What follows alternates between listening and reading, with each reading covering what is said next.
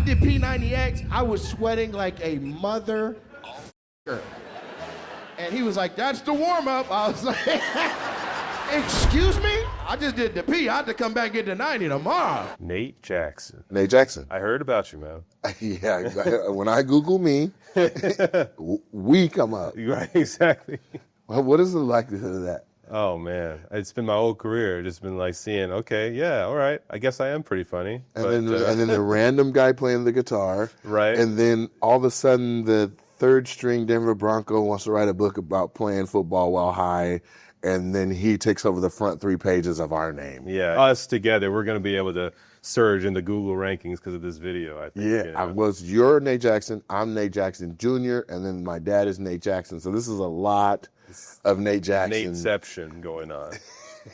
Bars. Yeah. So, man, but congrats, man, on the special. Super funny. Yeah. It's literally super funny. But Did you see it? I did. Okay. Yeah. There's like 6 humans that have seen it right now. Yeah, I know. I'm one of them. What'd you think? I thought that it was a great balance of what everyone's seeing on you and on their phones, and also what you spent your entire career doing, which like with comedy. I think it was really smart the way you balanced it, because you want that live experience of the crowd and stuff, and you're able to convey it in the special really well. The way it's shot with the crowd. You zoom in on people and you get that live, that organic interaction. Yeah. It seems like a lot of people say like, oh, crowd work, oh, it's like easy to do, but it's actually really hard. And you know that better than anybody. But it's actually really hard to capture it. Oh, no, it's easy to do. It's hard to do right. Right. Does that make sense? Yeah. I mean, how did it start for you? Because you had an improv background and comedy background for a long time before, you were doing specials like this, but how did it start for you with the crowd work as a thing that you go to as a central part of your act? No, it never was a thing I wanted to go to as a central part of my act. I fought against that concept. I'm like, if you work on a joke 3 months, you want that to work more than the thing you just walked out and said, look at that light flickering, but you can't control what is going to hit harder. You know what I'm saying? And organic wins almost every single time. When you're writing material, one of the main challenges is making it so that it's consumable by the masses. Like you want to write about things that people can relate to. You want to be relatable. Right.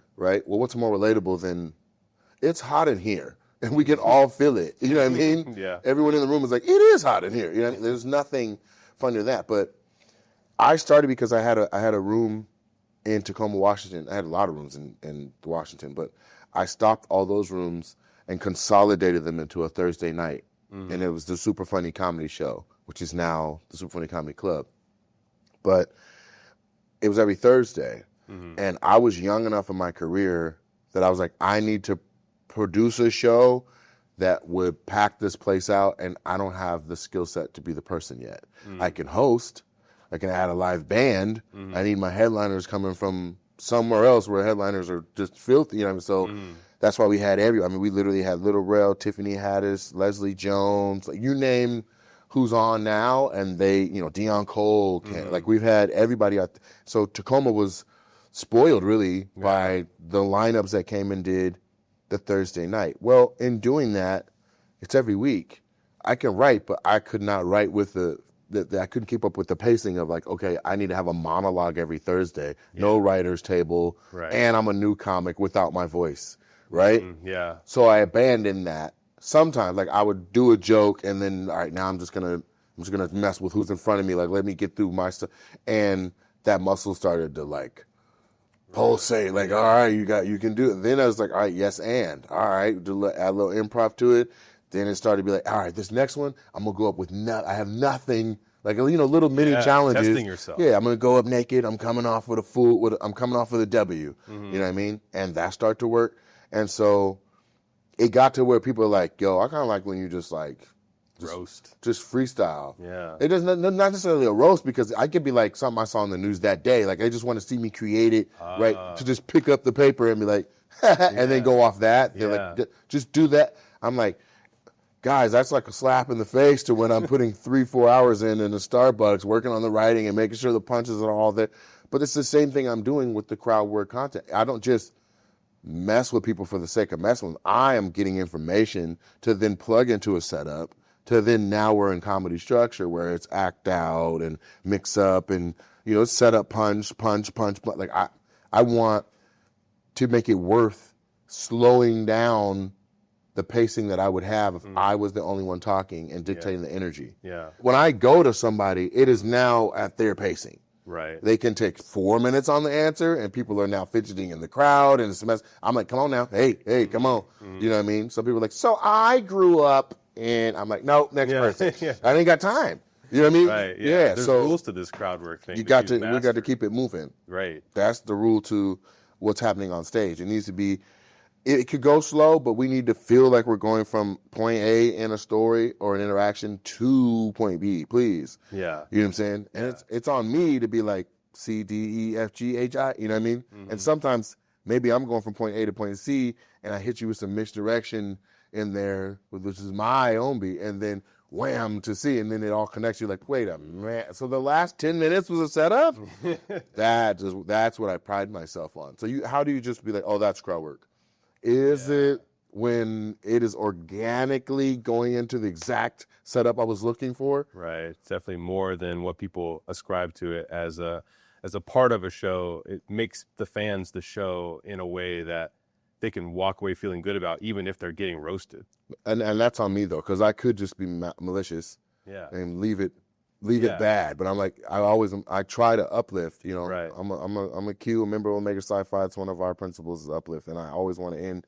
I don't want you to leave the show being like, man, he told me, oh, I'll never watch a show again. Right. No, it should be like, okay, he got my tooth, but we had fun. Yeah. You know what I mean? Like that's what it is. I'm not trying to beat up on people. Yeah, no, I totally get that through the clips that come out online and on TikTok and stuff, which I wanted to get into that because that's like a huge part of your like glow up in the last few years is the social media boom. Yeah. And like, how did that sort of come about? Because you were doing this stuff, you've been in the comedy streets doing your thing for a long time, but then all of a sudden it was like, you just like took off. But like, how do you? I just started showing it. I was no longer, once you start showing it, you're not a secret anymore.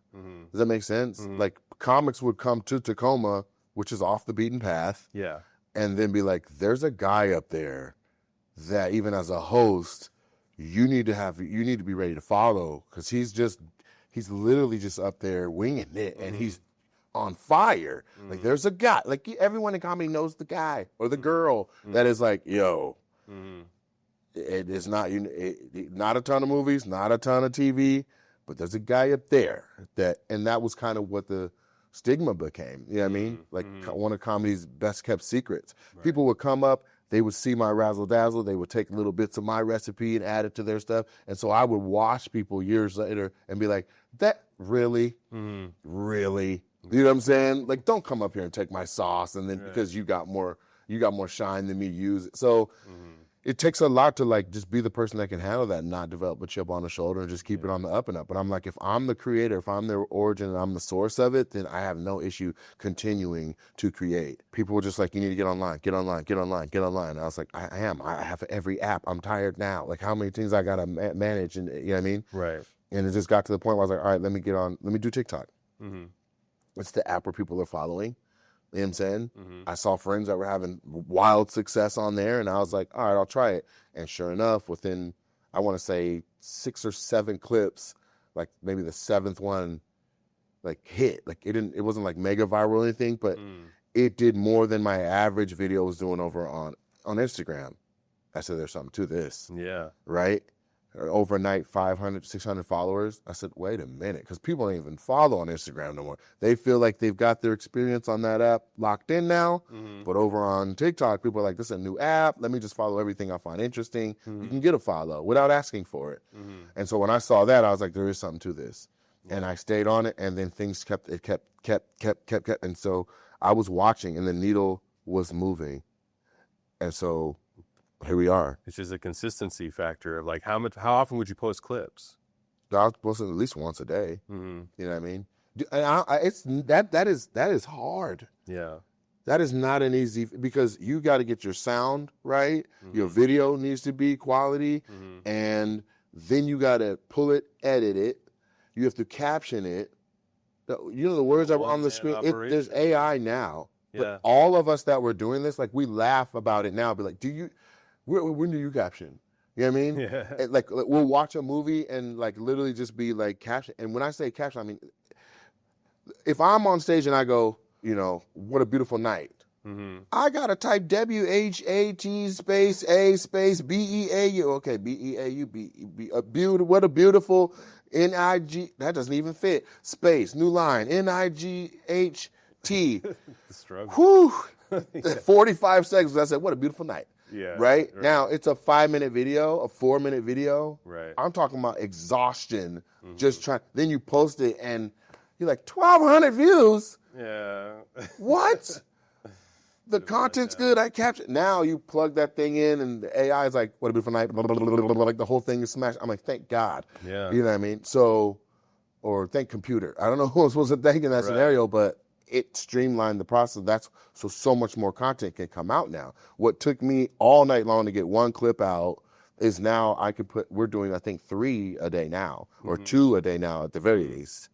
That's interesting because it's like we talk about AI sometimes as like how it interacts with entertainment and stuff and comedy specifically, but between AI and social media, it's like really changed a lot of the business. It has, and we can do so much more.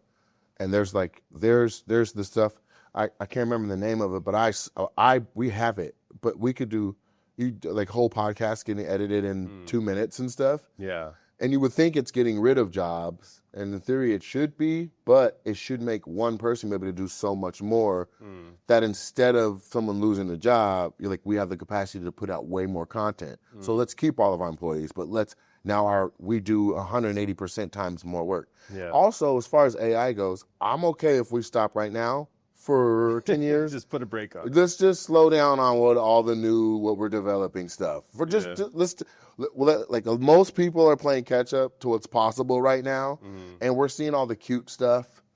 You know what I mean? We're seeing like the fake AI fat guy page, and we're like that's cute. But what about the people that are using it diabolically? What are they writing right now? Right. Let's just give it a little. Let's just stop right now, and let's turn it back on for like developing the capabilities of AI in like 2027 before we legitimately are in a plot of Terminator. Like I don't need the plot of every movie. You know what I mean? It's scary, man. It is. But that's why we need laughter too, because it's like this like kind of a weird balance that we're kind of dealing with right here, with all of this technology, all the stuff that's going on in the world. Right. Why I feel like it's what you do specifically is you talk to fans, you have these conversations, these organic sort of chats that are funny. Yeah. But it kind of gets at like some real issues in a way too, that like people can also kind of all relate to about what's going on. That's real. I hope that feels so organic and the human interaction is so real that it can't be recreated by any. There's no prompt or put enough of my videos into a thing and here comes, right. Ray Raxon, the AI me, and it's sharp. You know what I mean? Like, I don't want none of that. So I want to talk to the Indiana Jones here. You look like Bruno Mars if you had a bad thyroid gland. I think, and maybe it could ruffle some feathers, but I think that what I'm doing or the way I'm doing it, there's a few people doing it. I think it is the evolution of what stand-up is doing. Mm-hmm. You go on stage, you just do your set the same way, the way you practice it in front of your mirror, in front of a blinding light where you can't even see who you're saying it in front of. Mm-hmm. What's the difference between being in front of 7 people or 70,000 people? It feels exactly the same. Mm-hmm. You're going to say it that way. You're driving your car to the venue saying it that way. I think there's a detachment between the person and the people, unless the material is so on par with them that they're like, he didn't look at me, he didn't say nothing to me, he didn't say nothing, nothing felt over, but it was so neat. I loved it, right? Mm-hmm. I think it's the evolution now. Mm. Like we've seen the guys that are so glitzy, so such a superstar that just being there to watch it, that's the presence you want to be in. We've seen that. We've seen, you know what I mean? But like this human interaction, every show is different. You have to be malleable and loose. You can't do your set 1, 2, 3, 4, 5. You got to be able to go 5, 3, 2, 1, 4 with different segues on the fly. At the very least, you got to be able to. So what's a better mechanic? The one that does the same 14 diagnostic steps no matter what car comes in, or the one that opens the hood and listens, right, and goes timing belt. Yeah, that's just like, give me a timing belt. Yeah, boom. What kind of doctor do you want once they open you to be like, let's just see if everything was supposed to be? Or do you want House that's like, based on your eyes, I know it is, you know what I mean? Like you want the expert in the thing. And I was telling somebody the other day, if you, let's say you have 5 jokes. They're your butter. You got your hot 5 and you do these 5 jokes. 3 are about your cat, 1's about your mom, and 1 is about a motorcycle. And you walk out on stage and there's a motorcycle club in the front 4 rows. Do you get off of your normal order and establish rapport with the audience by moving your motorcycle joke to the front? Yeah. Or do you set yourself up for failure by talking about your new cat for 3 jokes to a motorcycle gang? Right. They'll listen to you if they like you. So we'll establish that first. Right. Be malleable.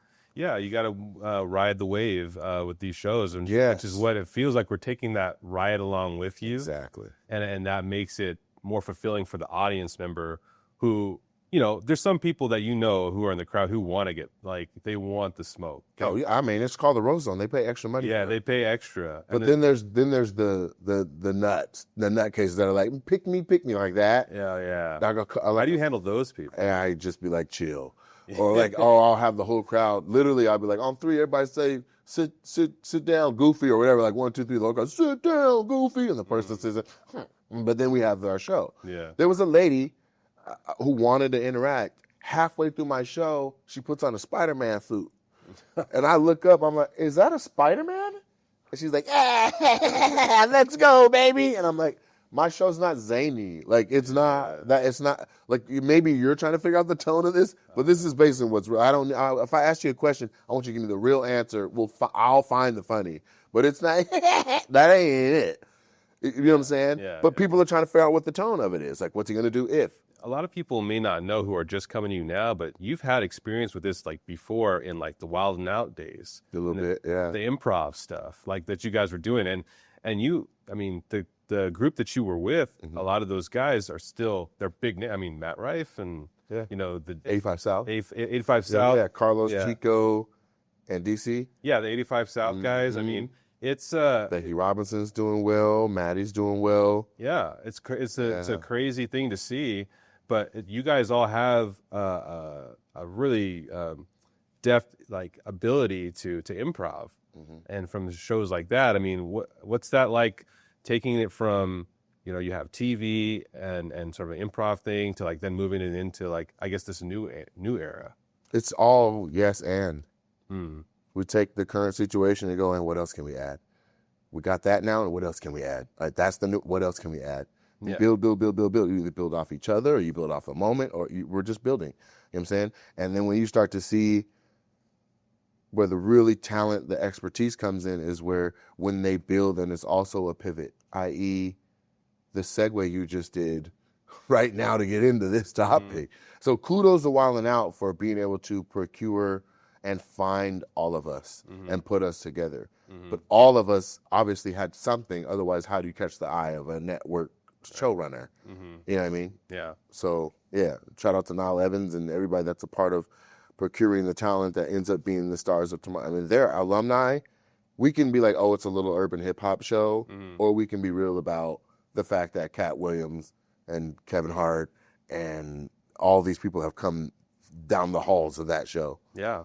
You know what I'm saying? I would argue Wild 'N Out's alumni that have hit is as decorated or more than In Living Color. I mean, it's hard to argue because, right now in this current era, these are the people who are making it because of the experience they had back then, and it keeps on going. And this special feels like just a big culmination of your career right now, all the stuff, work you put in, but what's something you would want people to take away from knowing about what you do or your comedy or just about themselves or anything taking away from it after they've watched your special?